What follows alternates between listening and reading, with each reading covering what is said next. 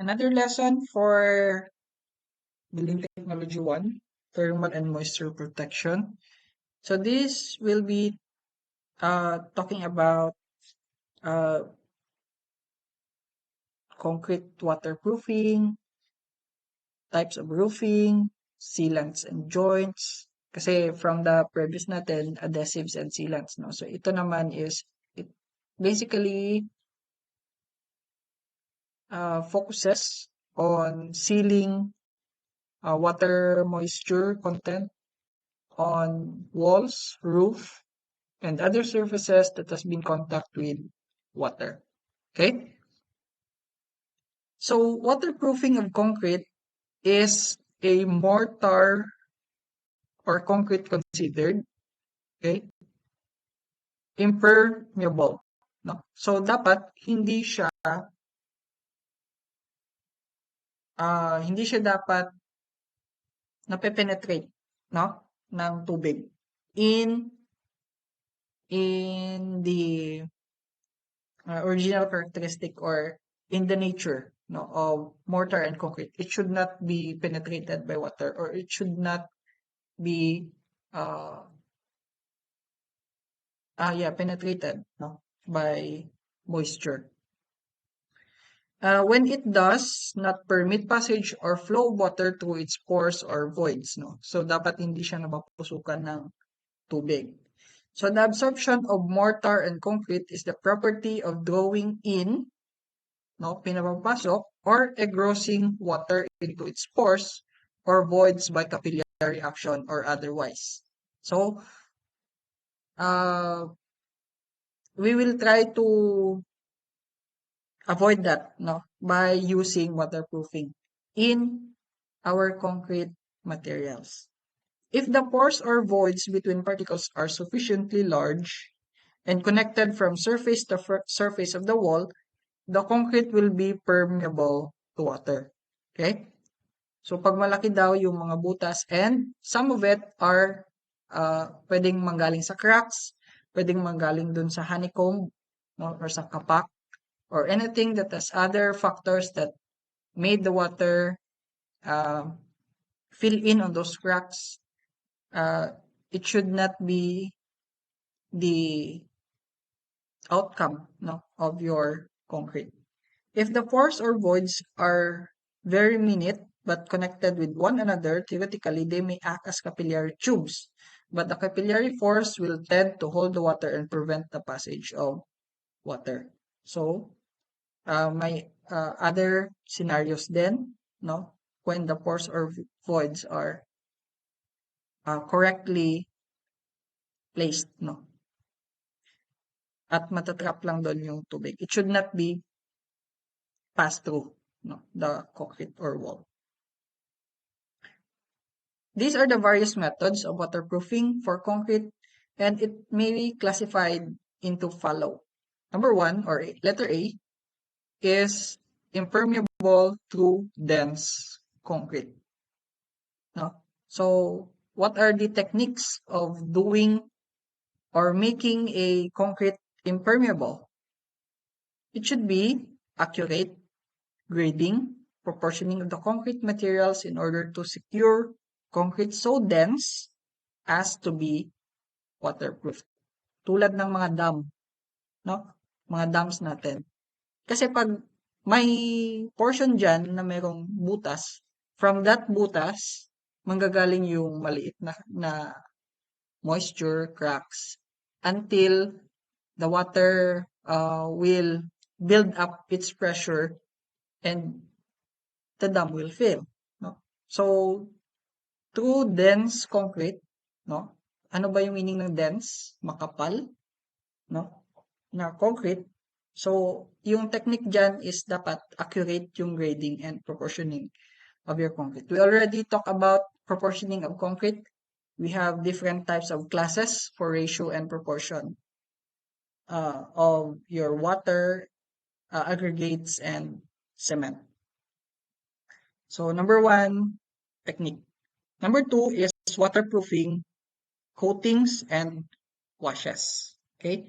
Ito naman, after your wall has been cured, applying waterproof coating or washes to the concrete after it has been placed or after the curing period.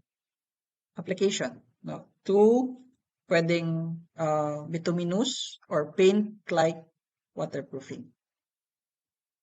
Letter C is integral waterproofing compounds. Mixing foreign substance with the concrete. Ito yung mga Sahara waterproofing natin. No? Admixture. So that is integral waterproofing. And the third type of waterproofing is membrane. No?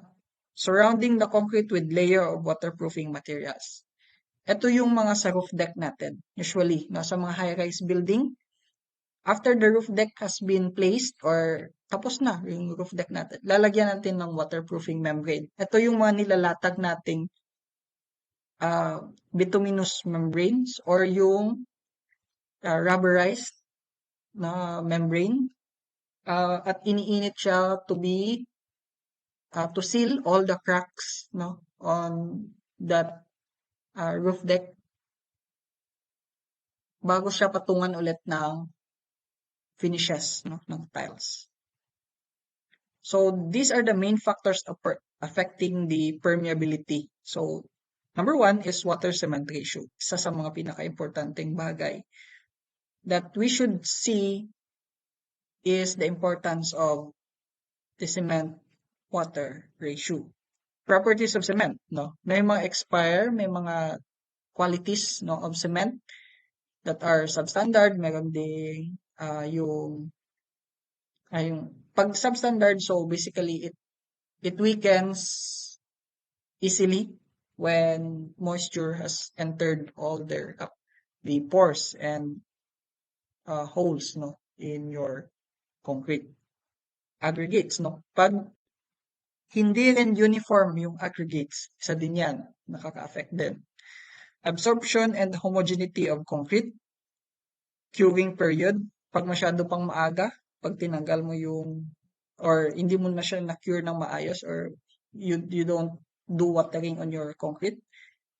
Usage of admixture, if present ba siya or hindi, and the age of concrete. So, isa din yan no, sa mga factor natin. Alright. So, impermeability through dense concrete. Ito yung usage of using Portland cement as a mortar in concrete. Can be made practically as waterproof or impermeable without the use of any integral waterproofing materials. So, but in order for you to achieve that, you must have well-graded sands, no, containing considerable graded fine materials. Okay? Dapat pino, no, yung sand natin. So these are the examples of well-graded sands, no, which has 300 microns to 4.75 mm. So it is considered as well-graded or fine aggregates. Poor graded mm or tinatawag nating coarse aggregate is 4.75 mm to 20 mm. And the larger aggregates that we are saying is the coarse aggregate or yung gap graded, which is 20 mm to 80 mm. So ito yung fine materials no na sinasabi natin, yung well-graded fine aggregates. Para hindi pag nag-mix siya dun sa sand, sa cement, it will be well-graded. Okay? Finely ground clay or additional quantity of cement will be valued. So the consistency of the concrete mixture should be wet enough so that it can be puddled. Mixture should be well spaded against forms to avoid the form of pockets on the surface. Ito yung example ng pockets, no? Or yung tinatawag nating kapak, no? So kung notice ninyo, yung area na to is basically covered with concrete. And this one has exposed aggregates, no? So hindi uniform no yung pagkakahalo no ng mixture ng aggregates natin at ng cement. So it produces honeycombs, and pockets. At mula dyan papasok yung tubig mo. Okay? Care should be taken not over trowel, which may cause erasing the coating will be effective. Pag sobrahan din sa trowel or fining, no? So nawawala yung kanyang coating. Another example is permeable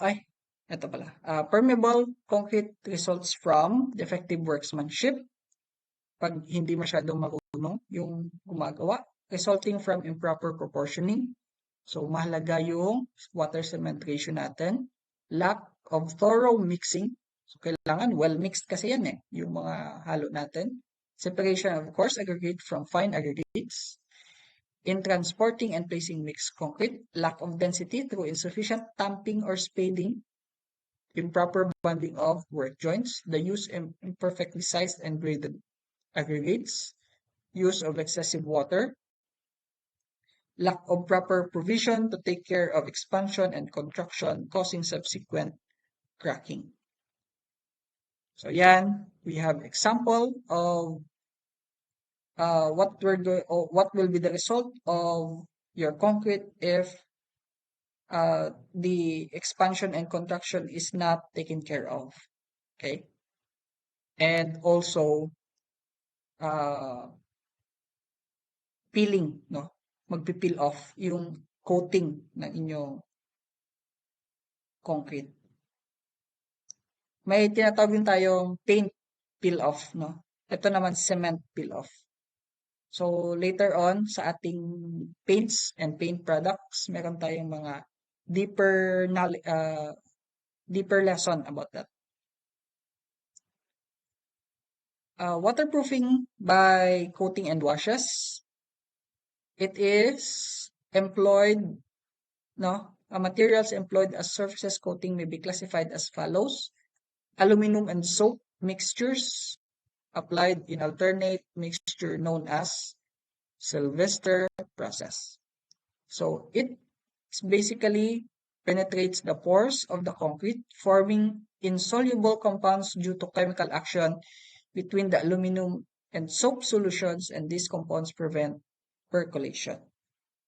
So this is the proportion of soap and water into aluminum at ounce of aluminum to 1 gallon of water. Should be applied with a soft, flat brush, one of its solution of the soap boiling hot and the aluminum solution to 60 to 70 degrees Fahrenheit. So that is waterproofing, coating, and washes. So ito yung mga example natin of our soap mixture, no? Alternative. Precast soap. And our, aluminum, 2 ounces of aluminum for a gallon of water. So, yan yung itsura niya. Alright. So, other materials, no, na pwedeng maging alternate. Aluminum, lye, and cement washes. Cement grout with or without the addition of water repellents, paraffin, and other mineral-based materials. Miscellaneous materials of unknown composition sold under various trade names. So these are the example of that. Aquasil. Yan. Lye, no? Sodium hydroxide. Isa yan sa mga hinahalo, no, for coatings and washes. Cement wash, isa din sa example of coatings and washes. Special preparation bituminous products like Flint Coat, John Mansville. Ito na yung mga products, no, na specific for waterproofing, coatings, and washes.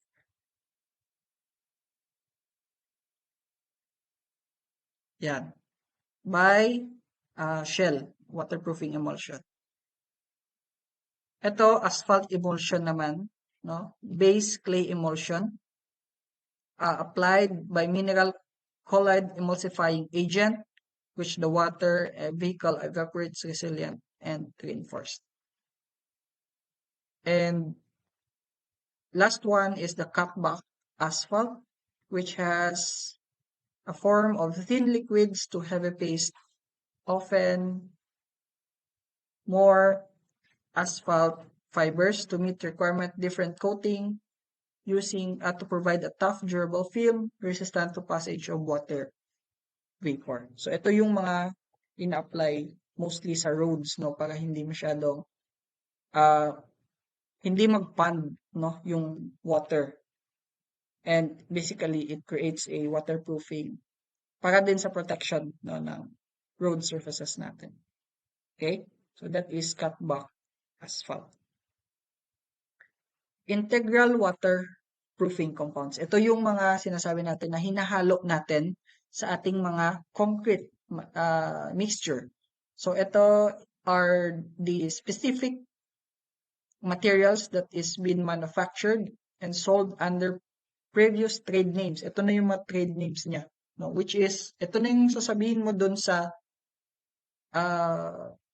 mga hardware stores, no? Available in powder or liquid form. Example, Sahara. Okay? Yan, tsura niya. Sahara Cement Proofing Compound, Waterproofing Compound. Hinahalo natin yan, 1 sachet, okay? 1 sachet per 1 bag of cement admixture for concrete waterproofing compound. Pozzolit. Yan. Liquid form waterproofing compound. Aquella. Paste-like or liquid form also. Truscon. Silicon. Steel coating and waterproofing. Anti-hydro, no? Waterproofing compound in liquid form. So these are the example of integral waterproofing compound. But however, compensate for lean mixture for poor materials nor for poor workmanship in the fabrication of concrete. So kailangan tama din yung surface preparation, yung inyong building technique, no? Or yung processes, no, of mixing this material in order for your concrete to achieve a waterproof like characteristic. Membrane waterproofing, another type of waterproofing in concrete. So these are the layers of waterproofing materials for range of ordinary tar paper laid, no? Tar paper laid, ito yung mga itsura niya later, papakita natin. Yan. Tar paper laid with coal tar pitch to asbestos or asphalted felt laid and asphalt. So there are two types of torch on membrane APP and SBS. So the APP is atactic polypropylene plastic. Okay, yan, sinusunog for it melts when heated with torch. Okay, para dumikit doon sa ating membrane, no? And the most commonly used membrane in Australia. And the SBS or the styrene, butadiene styrene, rubber modified asphalt. It doesn't torch well, no? So heavily used on built-up wall flashing or areas that need highly flexible sheet. So those are the types of concrete membrane waterproofing. So yan, isa din yan sa mga SBS type of waterproofing. Alright, moving on with another example of waterproofing and dampproofing natin is, syempre, when we talk about waterproofing and dampproofing, isang example niyan is yung roofing natin, no? It prevents water naman kasi for coming in our houses. But with the proper identification and usage, it can be effectively protect your houses in water. So number one, we have sheet metal roofing. the most common type is the galvanized iron roofing. Yan. May mga types of roofing tayo with various corrugations and rib sections. Okay? So, alin dyan yung ginagamit nyo ngayon? So, mostly, ito yung gamit natin. No? Saan yun? Duracore or yung corrugated. Pag medyo high-end naman yung bahay mo, Duratile, no? Or twin rib. Okay? So, these are some examples lang no, of GI type roofing. Aluminum roofing, various corrugation din and rib section. Ito naman, plastic roofing, which is basically a polycarbonate. No? Pwede kasing corrugated or flat sheets yung ating polycarbonate. Okay? Pwedeng plastic, no? Plastic lang siya. And the polycarbonate with other materials, no? Aside from plastics. So, yan. Mayroon tayong flat sheets at meron din tayong corrugated. Yung corrugated natin yung wavy type. No? So, yun yung corrugated. Tile roofing, we have clay and concrete. So, yan. Ito pala, ito yung clay or concrete no, na type of tile roofing. Then, this one is wood shingles, no? Or pwede ring tar. Yan. Tar. Yung katulad kanina sa waterproofing natin within our roof deck, no? So, ito yung tar shingles. Okay? Galvanized iron roofing, corrugated with a length of 5 to 12 feet in 1 foot increments. Width sheets is 32 inches. Each sheet has 10 corrugations with a pitch of 3 inch. Roofing, for roofing, GA26 is the generally specified. GA24 is preferred, no? So, typical, no? Or yung tinatawag nating gauge number or yung thickness, no? Thickness na ating GI roofing.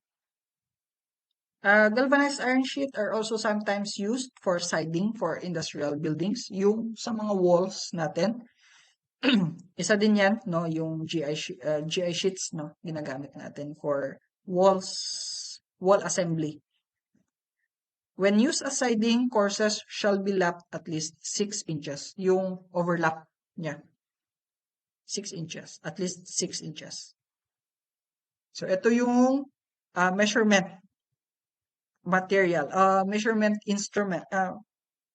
instrument, no? For you to determine what is the thickness of your galvanized iron. So, iniipit dyan yung GI roof mo kung saan kakasya doon yung thickness niyan is basically that is the thickness of your roofing.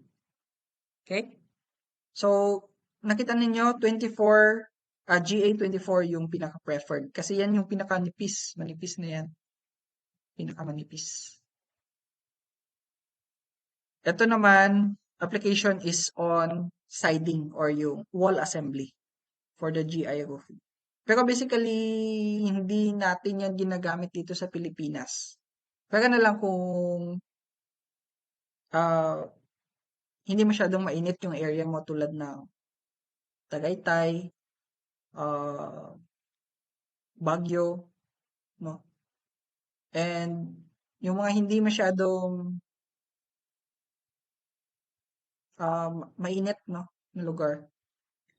So, kasi pag ginamit mo yung GI roofing sa siding, it will create or trap, no, the heat inside. Aluminum roofing, these are corrugated aluminum, rigidized sheet fabric for special aluminum alloys, blah, blah, blah. So, ito yung sample nun, no, aluminum roofing. So, ganyan, may overlap, may sheeting sa baba. Ito yung sheeting niya. Ito yung aluminum roofing. Plastic, corrugated, or rib type roofing. These are types of roofing which is made of plastic. And this is the building technique, no, which you are using for polycarbonate roofing, no. Itong type na to is the corrugated one. Meron kasing flat niyan eh. At yung ginagamit nating screw is this type, no, with polycarbonate washer. Kasi masisira yung roofing mo, plastic roofing, pag metal yung ginamit. Yan. Ito, isa din to sa example ng polycarbonate, no, application. Ito naman, flat. Flat. Clay tiles. So, ito yung mga example natin ng mga clay tiles, no. Split shake, pan tiles, French tile, S-tile. Sa, ano ata to? Sa history of architecture, nandyan yung mga types of, sa, time saver standard, nandyan din yan. Clay tiles and concrete tiles. Yan, ito pala. Greek tile, Roman tile, Spanish tile. So, tingnan nyo magkakaiba yan ha. So, sa Spanish tile, individual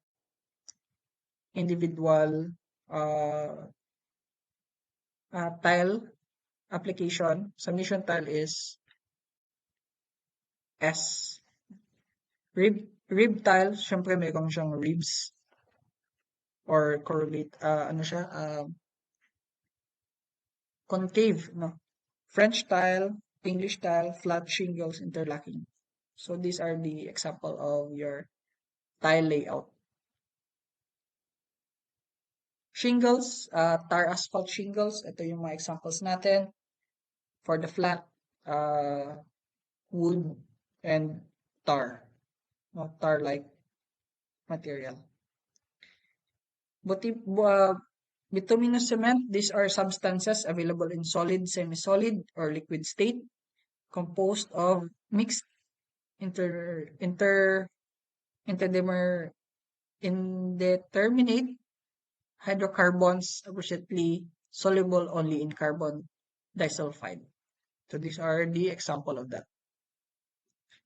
Yeah, bituminous type of waterproofing. Then lastly, sealants, no, which we already have discussed earlier. Pasadahan na lang din natin.